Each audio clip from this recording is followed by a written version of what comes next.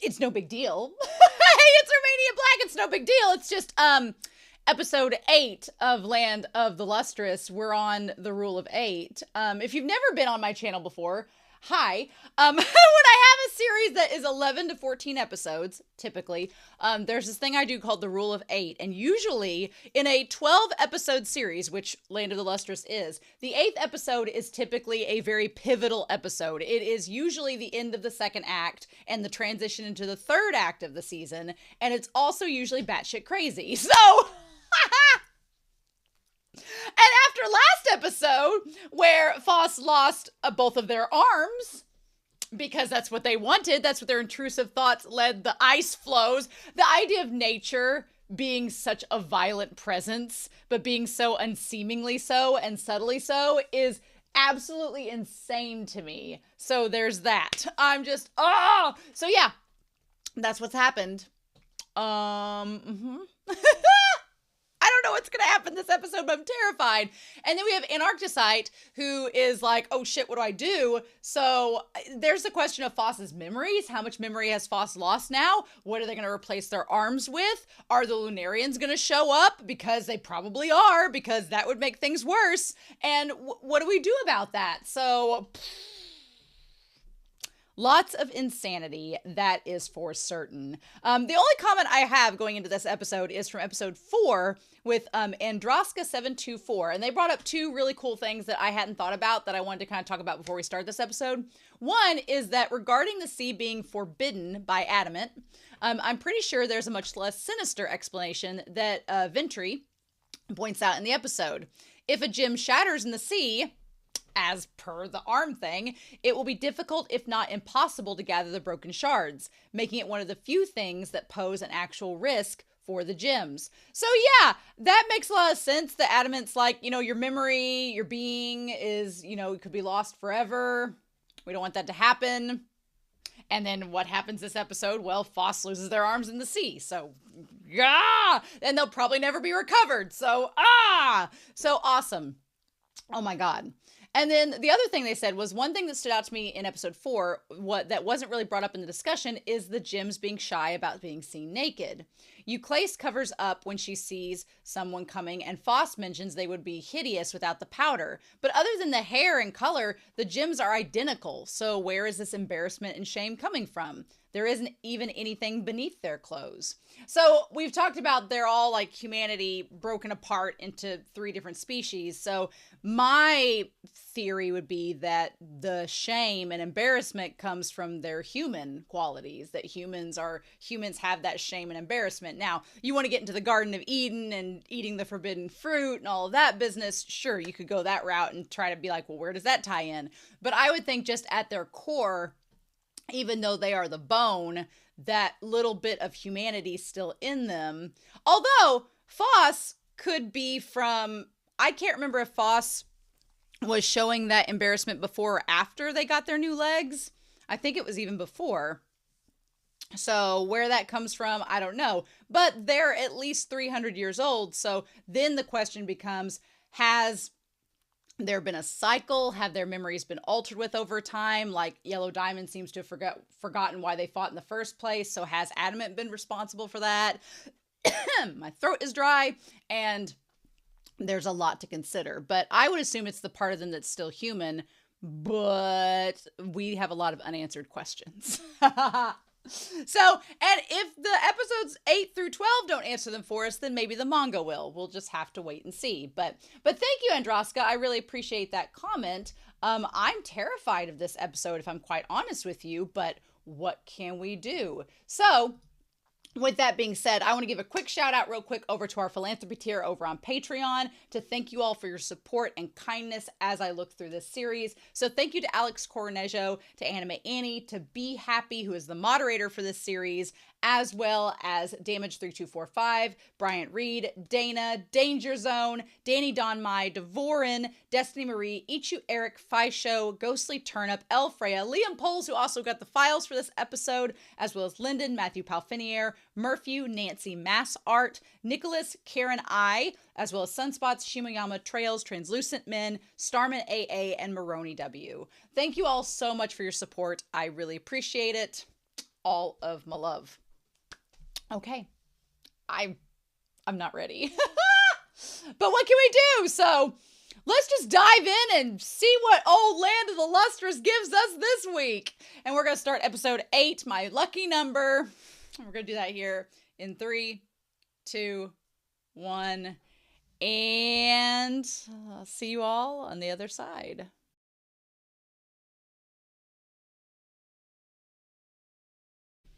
Well, that was really sad. No!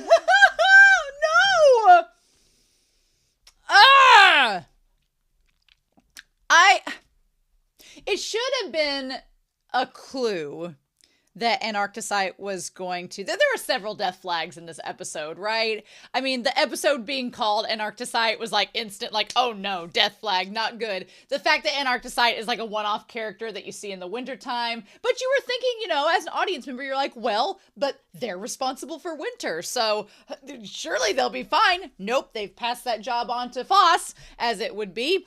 And then all the flags, like just Antarcticite like being dependent upon the master, and them, they couldn't just let the hand go. They didn't want to lose any memories of their master, and we'll talk about Adamant saying that it was their fault. But Antarcticite, like all the death flags were there, but the show kind of makes you want to believe like, oh no, Adamant's going to come in the end and save him. And, you know, Adamant's going to show up, or no, they're going to manage to make it work. And that is not what ends up happening at all.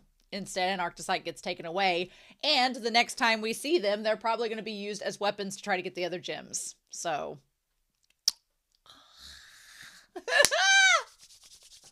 There's a little crossover to Attack on Titan in that sense of using a former comrade as an enemy. There's a crossover there, and it's as frustrating as it was for that series as it is for this one. Maybe even more frustrating for this series because they're all so innocent, seemingly, and then for them to be used, they're just living out their day-to-day, fighting off an enemy, and then the next time they get captured and used to, and it feels like it's a corruption almost. It's just...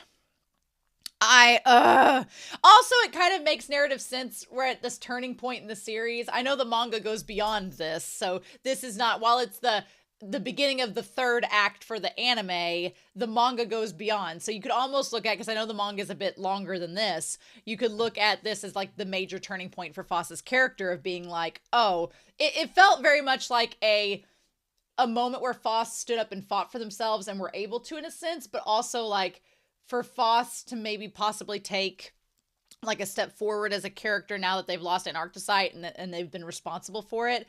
I feel like we kind of got a little sense of that with Yellow Diamond, in that Yellow Diamond, they are so mature in the series and they're so stoic and they seem to have all this maturity to them, but they admit that they've lost all these partners over the years. And Phos seems to kind of parallel Yellow Diamond a little bit in this moment of, now you've lost a partner, what are you going to do about it? Because they're not compatible, and that was Yellow Diamond's whole thing. So, we got a lot to talk about with this episode, but man, the worst part about it was that Phos was about to let their intrusive thoughts get the better of them, and the ice floe was taking advantage of it, but they managed, the only thing that was really getting Phos to even consider it was the idea that Cinnabar was going to be in trouble. And they care so much about Cinnabar that they were actually willing to possibly give up what they had lost. But in the same vein, what ended up happening was that Phos was like, well, I don't know if I'm actually going to do that. Before they could make a decision, they slipped. And then the ice floe took advantage of that moment, being like, well, I'll take it either way. And the thing about Antarcticite, which R.I.P. Antarcticite, R.I.P. It seems like once they get taken by the Lunarians, they're going to be shredded and used as weapons, and they won't be like a sentient being again, which is insane. But we don't know if when they're fused with the Lunarians, if that like gives them a new consciousness, or is it, again, like Attack on Titan, if it's, them fighting themselves. It takes on a whole new meaning, right? It's kind of crazy. And this series explores this idea of evolution and synthesis, right? And synthesis. So when the Lunarians kind of fuse with the gems to make weapons and stuff, is that also the Lunarians becoming part gemstone? How does that work? It seems like it can get very complicated rather quickly. So there's all this with it. But what I really respect about Antarcticite is that they value their memories so much, arguably to the point where it's a detriment.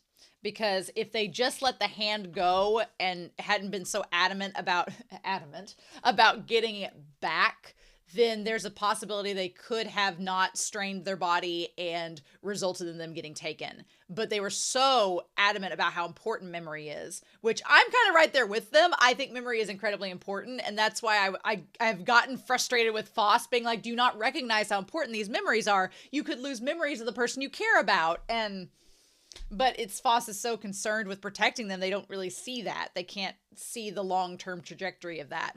So it's funny to compare Antarcticite with Phos, because Phos seems very willing to just let go of their memories to get stronger, which is insane to me, because I'm like, eventually you might become, the being that you are, that Cinnabar liked, eventually you may become something totally different, and Cinnabar is like, well, you're not the person that I loved, so I don't know how to feel about this. Like, the tragedy in that is just ripe with angst, and I'm like, would this show do this? Of course it would. So, but yeah, I felt like the contrast between Antarcticite and Phos were really, really well done. But man, I didn't expect Antarcticite to dive in to get the arms, but knowing how much they value memory, that makes sense.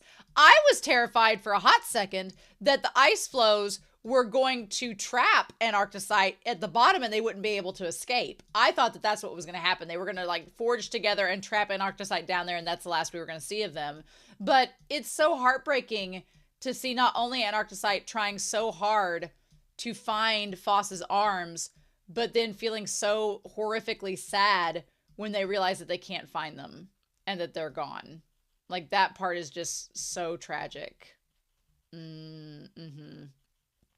I want to go back to these OP lyrics, because now that we've started and gotten some more stuff, I'm very curious about these OP lyrics now that we're here. It says, in the hand of sleep, the passion that was locked away.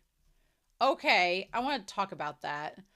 The passion that was locked away in the hand of sleep, the color drifted on the shoreline. So we have the idea of the chord shore, and the chord shore is where they are all born, which we'll talk about that in a hot second, but that's where they're all born. But the idea of passion locked away and the hand that sleeps. There's a lot of focus on hands, specifically with adamant, and the fact that adamant and the gems have to cover up their hands to handle each other lest they break or possibly get ruined. There's also this idea that a lot of the gemstones don't really have a seeming purpose or passion. They're just kind of aimlessly wandering. And then it's really Diamond and Phos that have been questioning their purpose. Antarcticite, to a point, had a purpose, and their purpose was tied to the master, the sensei, adamant, but that's been a key focus. But then we're going to talk about the shore when we get to it, because that part was kind of heartbreaking, especially from Phos's perspective. But yeah, and then looking at the camera as they're floating around, like they're drifting up to the shore, right? And says, I forget where I'm going, and my destination mixing the days like countless beads. Because it seems like, in the OP, it seems like they're falling and they're kind of worried, but then they're like, oh, no, never mind, everything's great. And it's like, oh, but then they get shattered from the Lunarians, seemingly, and the shattering is composed of all the other gemstones. And it says, of evening dew catching into a bowl, which is like the bowl that the Lunarians use to catch all of them. I'm searching for the chipped fragment, which is their memory. I'm searching for what I've forgotten when I tore myself away from the world that gave meaning to the evening rain, which to me symbolizes when they tore away for themselves from the world to get stronger, but that world where they were weaker was one that gave them purpose. They just didn't realize it. And it was like a wave. And then we see Cinnabar that slips through my fingers and disappears. Like they've forgotten what their purpose was or what they were doing. The constant dream of where I change is, and then we see all the gemstones, is all that keeps me together.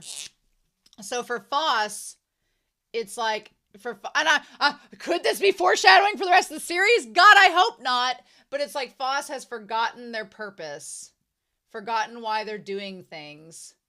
All they know is that they have to keep changing. Which you could tie that to evolution and the constant question of, why do we exist? What's the whole existentialism? Like, why do we exist? What's the point? All we can do is move forward and keep changing and evolving. But what was the whole meaning behind all of it? The big questions, right? But for Phos, the only thing I don't want is for Phos to forget Cinnabar, because that's like kind of the beginning point of why they changed in the first place. I don't want Phos to forget that. And I'm afraid that Phos is going to forget that. So I'm constantly like, I'm glad Phos still has like some of their wits together, but it's so tragic. And then we see all of these gemstones. I'm like, I don't know how to feel about all this. So Adamant, who's sitting there with the pen and the paper, staring, being like, my thing is, Adamant, you know how not only accident prone, but also how volatile and folly Phos is. Why did you think that that Phos wasn't gonna goof up? Why did you think that? Why did you think that Phos was fine? I'm like, at this point, I am a bit curious, because Adamant was really cautious from the beginning, but they've let their guard down a lot, and I don't know why. I'm like, your trust in Phos, I know you're trying to trust Phos, but you've seen the results of that. I would have been more cautious from the start, and you know that Antarcticite's never had a partner before, so you've been around long enough to see what's happened with Yellow Diamond and others that have lost partners that they were compatible and with. Why'd you think this was going to be different? And I don't exactly know why, but they're so shocked that Phos, they're like, wow, this has gotten a lot worse than I could have anticipated. We've lost Phos's arms. And then, of course, Antarcticite's like, the failure's mine, I'm sorry.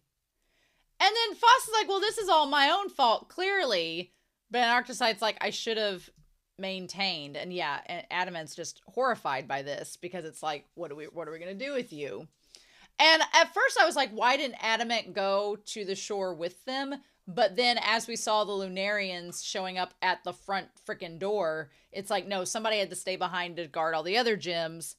And clearly Adamant was the stronger to do that. So it makes sense, but I also did not talk about this last episode, but Antarcticite's outfit being white instead of black because it's the winter and it helps keep them hidden. Except for, that whole shining thing.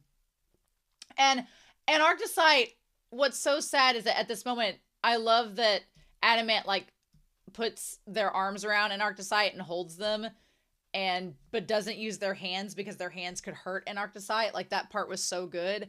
But I feel like maybe Adamant tried to keep Antarcticite isolated and kind of coddled them and fostered this sort of dependency upon them. Like, Antarcticite kind of has a codependency upon Adamant, and to the point where Adamant is like their idol and who they want to be with at all time and serve and like do their duty for. It's like their purpose was Adamant. And it's kind of like what Cinnabar is to Phos in a way. And so with that in mind, like, I don't want Phos to be so codependent upon Cinnabar, but it's different because Phos isn't doing everything for Cinnabar's sake, but Phos wants to be strong enough to protect Cinnabar. And that is different than Antarcticite, because Antarcticite was wanting to serve Adamant and be upheld to Adamant standards, but there was no protection of Adamant necessarily involved in that. So it's like apples and oranges in a way, which I'm kind of glad for. But I feel like Adamant at the end, when he says this is my fault, is kind of like, I fostered this mentality on Antarcticite for who knows how many hundreds of years, and I never let Anarcticite work with a partner, and maybe I should have done that. Maybe I should have broken that codependency to where it wasn't to the point where they didn't think and were reckless. It's kind of like when we raise cows and we show them, there's a barn buddy syndrome, where if two cows kind of like are together all the time, they will kind of develop a codependency to one another. And if you separate them, they get really pissed off and really uneasy and anxious. And it's like, oh my God. So they develop a codependency. We call it like barn buddy syndrome. But yeah, if they're used to being with one all the time, even if it's two heifers or two bulls or whatever, then they kind of get really anxious when you separate from them. And that can be a problem if you like go to a show and you have to like leave one in the barn and go take one else. They freak out. So that kind of is what happens with Anarcticite and Adamant. They kind of developed this, Anarcticite developed this dependency on him. And then Anarcticite is like, I've never made this blunder before. And it's like, well, you never worked with anybody before. So there's a difference there. And you can tell Anarcticite is just so anxious and terrified and doesn't know what to do. And Adamant, to their credit, is very comforting and kind to Anarcticite and tries to like console them. What is so frustrating is that Phos, doesn't quite understand what Anarcticite's going through. And they try to lighten the mood, being like, oh, well, it's nothing new for me, so it's no big deal. Like, and you get where Phos is coming from. Phos is trying to be kind and be like, oh, it's fine. I lose limbs all the time. Ha, ha, ha. But I think this is a really good point to bring up, that Phos doesn't quite realize how they affect others. And they have such little self-worth of themselves at times that, and this is kind of true of all of us as people, we don't exactly realize how much we affect other people and how we influence other people. And we think, oh, it's no big deal. But then for someone else, it could be something very, very serious and a big deal. And this whole scene where Phos is like, oh, it's fine. I'm nothing. It's okay. It's no big deal. And Anarcticite's like, yes, it's a reflection on myself that I couldn't protect you and be a good partner for you. And I love it. When Phos has the little nubbins, the animation on the nubbins was really, really cute. But I like that Adamant's like, look, Anarcticite's crying here. And if you recall, we don't have any material fit for you. So do you remember that? And I like that Phos is like, oh, well, yeah, I did remember that. And they're like, do you know what must be done? I have no clue and can only put my hands up because my hands are probably coming up out of the sea right now. And then Adamant's like, slow down. And then I like that Phos says, okay, I have no clue. And they're like, no. Go search the cord shore. And that's where you all were born. And Phos like, the cord shore? And they said, indeed. I love Phos going, where was that again? Like, just, of course, they've forgotten it because they've lost their arms and their memories. And they're like, you don't remember hardly anything, do you? And they're like, it's where you were born. So that whole scene with Phos trying to console Anarcticite and it not working and Anarcticite taking it personally. What it reminded me of is in Yuri on Ice. In one of the first few episodes, one of the characters, Yuri is the main character and he's a skater and he has a lot of self-loathing and does not think much of himself. And he is like going to this skating competition and he believes that he's not going to do well. And he's like, well, it doesn't matter. I'm nobody. And this one skater is like, well, how can you say that? Like, I look up to you, like your self-worth. And the point is the character that gets mad tells Yuri and says, your lack of self-worth and me believing you is a poor reflection of me. Like, why should I, if you don't believe in yourself, what does that say about me for believing in you? And I felt like, while it's not exactly the same, there was that same kind of mentality with Anarcticite. Like, Phos thinks so little of themselves and that it's not a big deal if they've lost their arms. But Anarcticite's like, you not being able to keep your arms is a poor reflection on me not being able to do my job because I was put in charge of protecting you by Adamant. So you can sit there and say, oh, it's no big deal, but it's a huge deal to me because I had a job to do and you losing your arms shows me that I'm not good at my job. And it's like, and then like, again, we see them following through the snow. And what's kind of crazy is that Phos seems to be following along a little bit on a straighter path, but you can tell that Anarcticite is just kind of really frustrated. And they're just like, look, but to Phos's credit, they are following straight behind Anarcticite now. So this shoreline, the cord shore, it seemed a lot similar to where Cinnabar's been hanging out at. So I don't know if there's anything to that, or maybe these shores just all look similarly. But this is where we get into some interesting stuff, where Antarcticite says the ancient organisms decomposed in the sea and turned into organic substances like gems. So humans decayed over time, became the gems. And then it said that they spent hundreds of millions of years working their way through the earth to be born again here. And we see all the little gemstones. So on the one hand, I was like, oh, so eventually all these gems could be reborn over hundreds and millions of years. So we don't know how long this has been going on since the earth was destroyed and made into 3 different species. We don't know how long that's been. We have no clue. They don't really tell us that. They're just like, oh, here's hundreds of millions of years. Do with what you want. And you're like, oh, wait, what? How long's it been? But this gave me a little bit of hope. Like, okay, well, maybe some of the gems could be reborn. So even if the Lunarians take them, they could be reborn here on this shore, which also raises the question of how long this has been going on. But then we saw like the one, it looked like garnet, I guess, showed them being formed, and their body was being formed from there. And then they just fall down, not fully formed, into the snow. And then there they are. They're just kind of like there, and then they're just a big clump of gem junk. Almost never are they fully formed like us. Most of them turn out like that one, and they just kind of like blurp. Such knowledge, among other things, is taught to us by the master. And so Antarcticite's kind of like, I've remembered everything the master's taught me because I've never lost any of my pieces, which is to say something.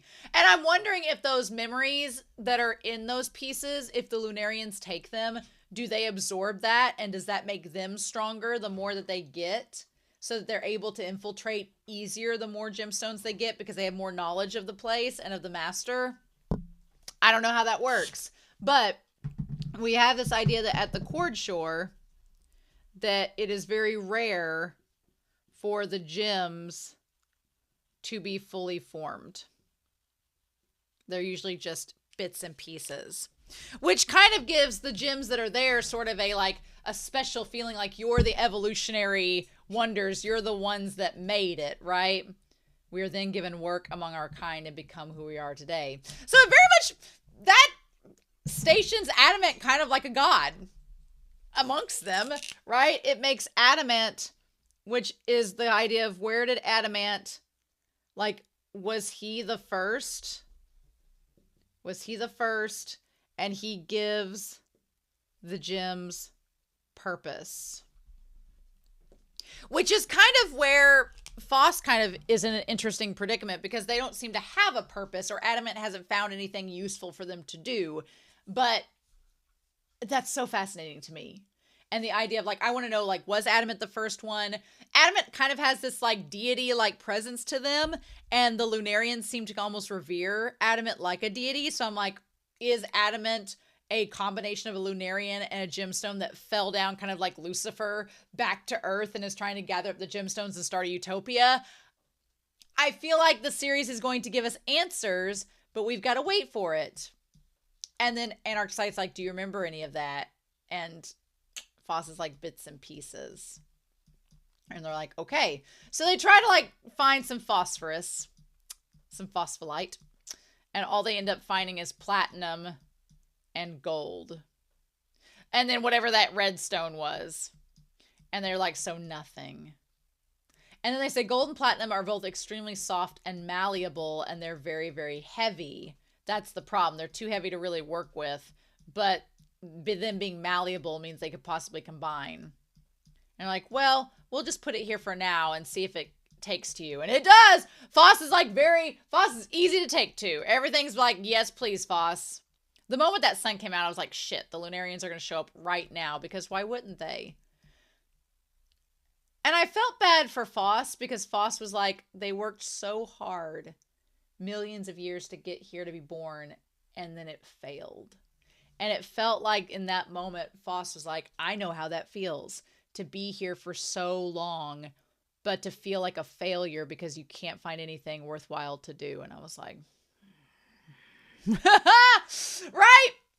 And the moment the gold came out, I was like, well, the gold could melt under the sunlight, and then it just kind of all starts to spring apart like a tree against, to spring up like a tree against our dear sweet Phos. And Antarcticite's like, well, shit, I didn't think about this.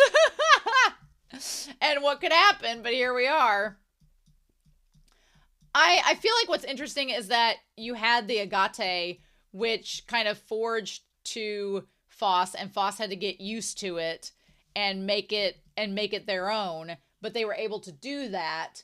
And then you have the gold, which kind of like all consumes, which if you think about it, there's gold and there's greed, so it's like it consumes, it's addictive. I think that's kind of cool to have to think about the gold that way. Also, the gold is very malleable and like almost liquid at times, which is very much like cinnabar. So I'm like, is Phos and cinnabar, they're just kind of paralleling each other, where now you have mercury and you have gold side by side? Maybe. The Antarcticite that looks like the crown of, like the little liquid crown. I don't want these Lunarians to become the Terminator, but I feel like this is going to look like the T-100 once they've absorbed them, right? Also, I can only think of Jujutsu Kaisen with the little gold box that Phos is trapped in. If you know, you know. So yeah, Antarcticite doesn't know what's going on, but that's when the Lunarians attack, which sucks. And Antarcticite put up a really good fight. And then Adamant was like, I'm going to go. I like that we see Adamant. Adamant had the nice cape and everything, and by the time they got to Phos, the cape was like in shreds, showing how they've battled to get away from the Lunarians. Interesting, and how they've like sliced through the cape with their stones. So also, the Lunarians are evolving, because now the Lunarian has a veil over its head and around its neck, which the veil is like, it was more solid and was protecting it from a straight-on attack. Because when Antarcticite goes to slash it, the sash around its neck prevents it from happening. Adamant was surprisingly calm about the Lunarians trying to keep him there. But then we find out that it was a trap, just to try to distract them and trap them there. But also the Lunarians using the wisps of vapor to like try to like use as handcuffs and everything is insane. The world building here is so bizarre. The moment Antarcticite tried to cut the head Lunarian, and there was the thing over their eyes, the shield and everything. The fact that they're always smiling is also terrifying. I'm like, nope. And it looks like they have like pearls and beads around them. We talked about pearls being possibly organic gems, so how's that work? But they managed to blow it up, and then I had like Puella Magi Madoka Magica flashbacks, seeing the decapitated Lunarian. I was like, oh no, this is not good. This is not good at all. So meanwhile, while Phos is getting turned into a box and nobody's noticing, which is fascinating to me that the Lunarians didn't notice the gold, because I figured that would be the first thing. I thought that was the thing they were going for, was the gold. But it seems like they didn't notice it. So I don't know if it's because the gold is generic or cheap or doesn't have the consciousness that the gemstones do. I don't know. That part is interesting to me, and I want to know more. But Adamant's like, none of these tricks are going to affect me. So I'm very curious. And then that's when Antarcticite can look over and see the school, and it's like something's happening at the school. But that's when, so their arm gets chopped off and gets hooked by, and it looks like pink rose gold, like pink rose diamonds or whatever hooks it. I don't exactly know which one that is, but it's been taken, these little hooks. And if only Antarcticite like left and grabbed, or like left and ran after Adamant, they might have been okay. But the fact that Lunarian's been using these little bombs, these bomb-like hooks, and Antarcticite's like, give me back. What would you do if I forgot? What would you do if I forgot about the master? Them being pissed, I was like, don't get angry and over emotional. That's not going to work well. Ugh. Now, the hooks being bombs too is crazy. Also, the gloves on the inside having the pattern. I'm like, the one that does all of the design work. All the cracking, I hated it. Oh, I hated it. And it ended up ripping it and blowing it up. But the smoke, we found that the smoke is like a trap too. It makes you think that they're gone, but then they're just deceiving you and trying to trap you after that. I seriously thought though, when we saw that Antarcticite had survived that blast, I'm like, okay, well that was bad, but now we're okay. Nope. Not at all. Not at all. And all of the like the powder and stuff has come off, and every time I see little shards of them like slipping away and cracking and stuff, like as Phos was going after Antarcticite trying to get them, like parts of their self was shedding, and I'm like, you're losing more memories, stop, you're losing more bits and pieces of yourself because we can't possibly collect all of those little tiny shards, so stop. And the gold was seeping through them, so it's like the gold was like repairing it and gluing them back together, but at the same time not. Just nope. And then they're like, oh no, because they say he might punish me because I fought without permission. But yeah, Antarcticite's biggest weakness was that they were relying so heavily on the master. And then we see this little prison box that Phos has been locked into. Good thing there's breathing holes. I'm curious the box's design, because it looks very much like a rune. It looks very ancient. I'm like, what is this? What is this designed for? Why did they completely consume Phos? What is happening? It also feels kind of like a cocoon or a chrysalis that they bloomed out of. I'm so curious. Of course, when they're trying to get Phos out, that's when the Lunarians attacked again. Nope, not fun, not good, not fun at all. And then, oh my God, the moment where Phos looks out and Antarcticite's eyeball is discombobulating from their heads. Again, why y'all picked it to replace Berserk? I get it now. But when they're like, oh, shush, don't let them know that you're there. And I'm like, oh my God. Because they told Phos, someone has to keep the master company now. And of course, I love that the gold hands all are now part of, it's almost like the gold hands are part of Phos's consciousness, but keeping Phos from, it's like an instinctual thing. Like, no, you were told to do this, don't do this. And Phos was going to yell, and then the gold was like, no, we don't want to be found. I don't want the master to be lonely, so I leave winter to you. Oh my God. And then all the hands. And then, so the Lunarians come down with like little clamshells. Again, I wonder if they got the clamshells from like Venti's people and took the clamshells to use it to go pick up all of the bits of Antarcticite.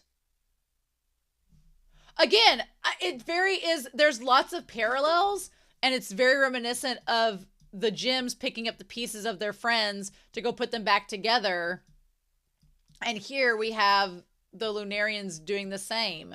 And the part that's so creepy to me is that the Lunarians don't look threatening. They don't look threatening at all. They're just like, oh, hey. But then they're terrifying. That's what makes them so creepy. And then we have Phos saying, if you're really part of me, then you're going to fight. And they end up just leaving. They end up leaving. They even left the obsidian, which is interesting to me. But I hate that. I don't want the master to be lonely. And then I love Phos. I love Phos breaking through the gold and saying, do what I say, you worthless junk. Yes. And that's when like the box bursts open like a damn chrysalis, revealing this like chrysanthemum of gold beneath it. Oh, it's gorgeous. It's gorgeous. I love it. I'm like, oh my God.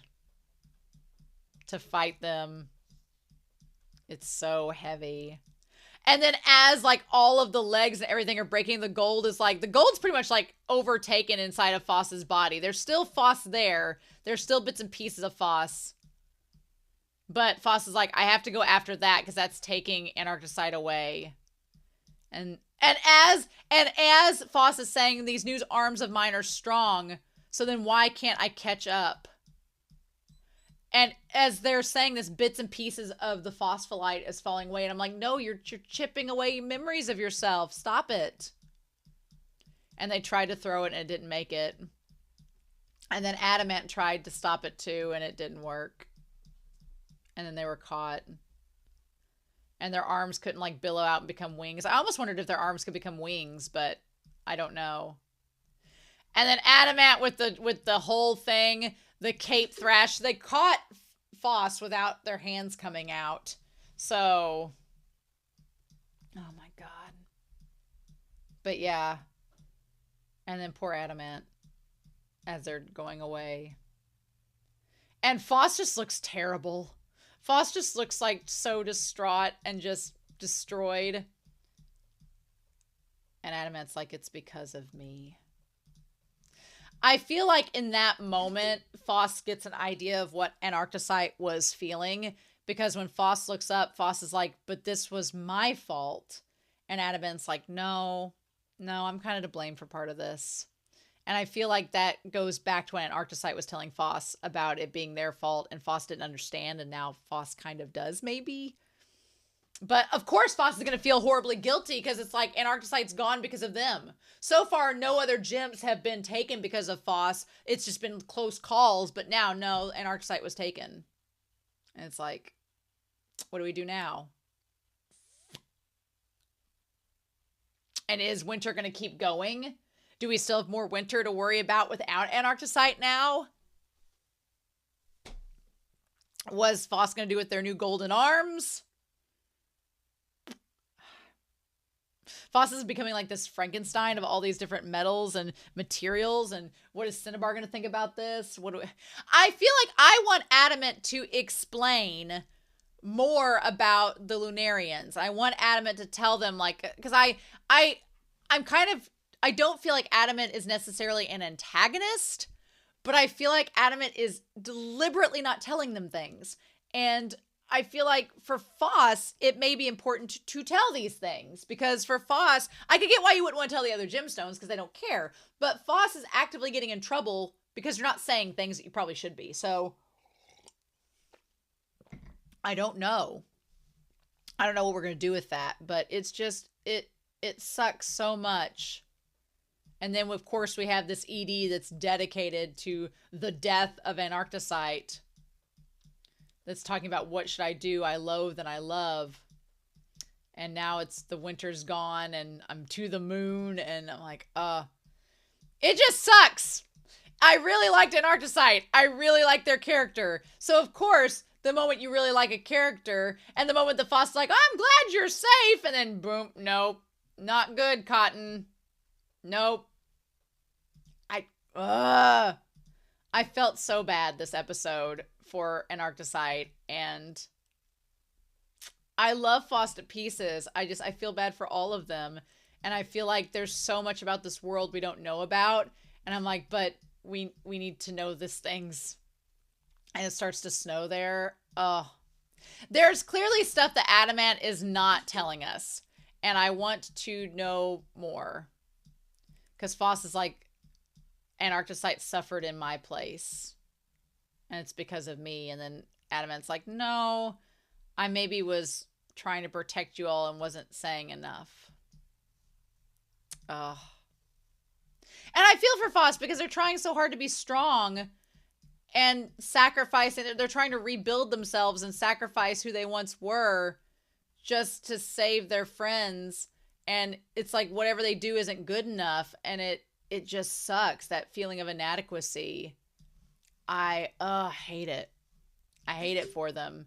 And we actually see Phos like legit mad for the first time and showing emotions like that. And that's something we've not seen from Phos. They've always been so happy and just, I